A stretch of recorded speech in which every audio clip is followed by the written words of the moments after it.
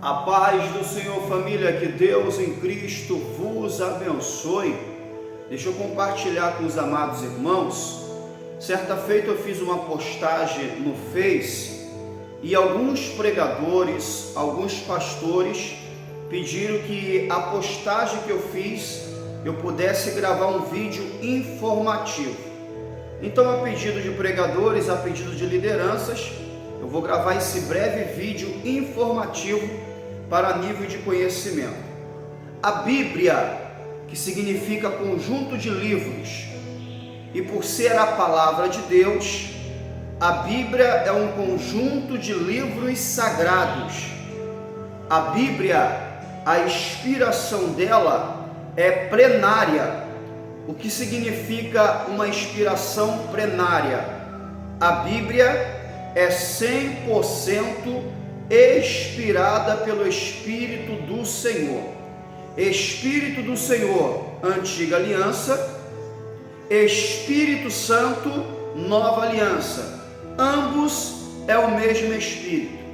Lá em Apocalipse, a Bíblia vai falar acerca dos 7 Espíritos de Deus. Dentro da visão teológica que eu sigo, os 7 Espíritos de Deus é o Espírito Santo na sua plenitude, na sua totalidade. Dito isto, qual é o assunto em pauta? Amados, a Bíblia, sendo 100% inspirada pelo Espírito Santo, ela não pode se contradizer. Porém, dentro dos livros, dentro das cartas, dentro dos profetas, seja maiores, seja menores, aparentemente existe contradições.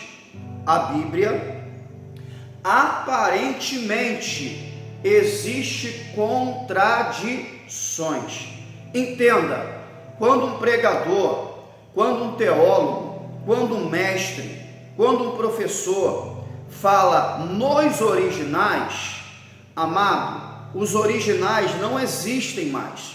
O que chegou para a gente é cópia de cópia. Quando alguém cita esse texto aqui no original, significa perto da linguagem hebraica, significa perto da interpretação hebraica. Eu vou te dar um exemplo de uma aparente contradição, para mim poder fazer a aplicação e poder granjear essa ferramenta para o teu ministério. Ora, quando eu era novo convertido, essas aparentes contradições me perturbavam e tiravam a minha paz.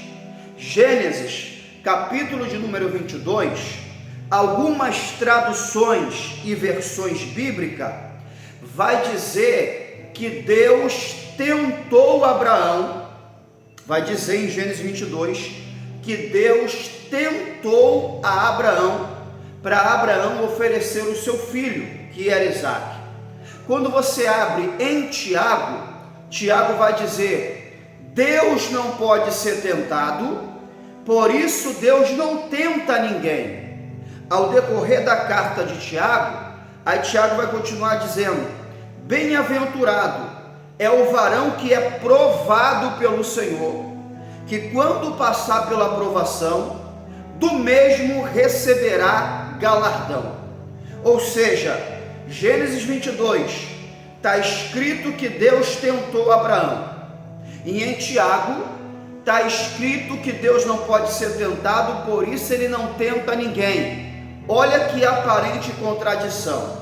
Porém, em Gênesis 22, perto do hebraico, perto do original, porque os originais não existem mais, existem textos que são mais antigos, e existem textos que são mais recentes.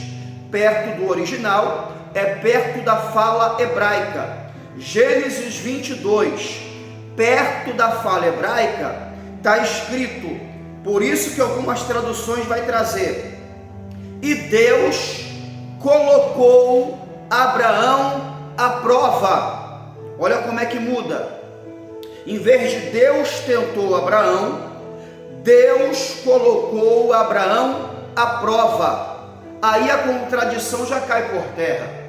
É por isso, pregador, é por isso, professor, é por isso, mestre, que antes de você ensinar, que antes de você pregar, leia várias traduções, leia várias versões e vê aquilo que está mais de conforme com o caráter de Deus. Dentro das traduções e dentro das versões que você lê, a tradução e a versão que tiver mais em acordo com o caráter de Deus é aquela que você vai aplicar para a igreja. Então, as aparentes contradições é devido às traduções e versões bíblicas.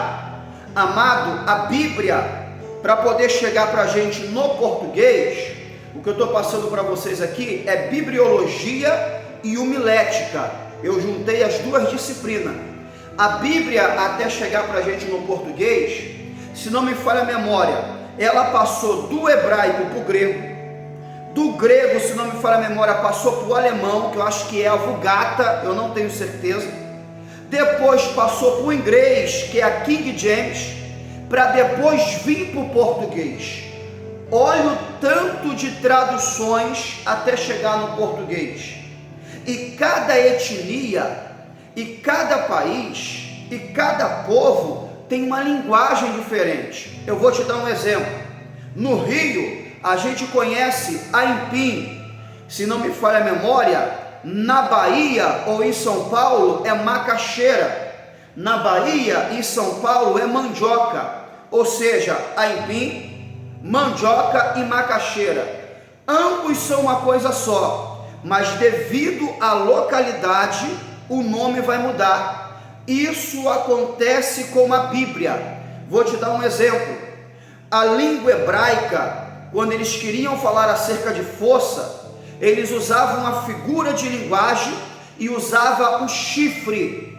O chifre, na etimologia hebraica, a palavra chifre é relacionada à força. É por isso que em Salmos você vai ver algum texto dizendo: e o chifre daquele homem tinha poder.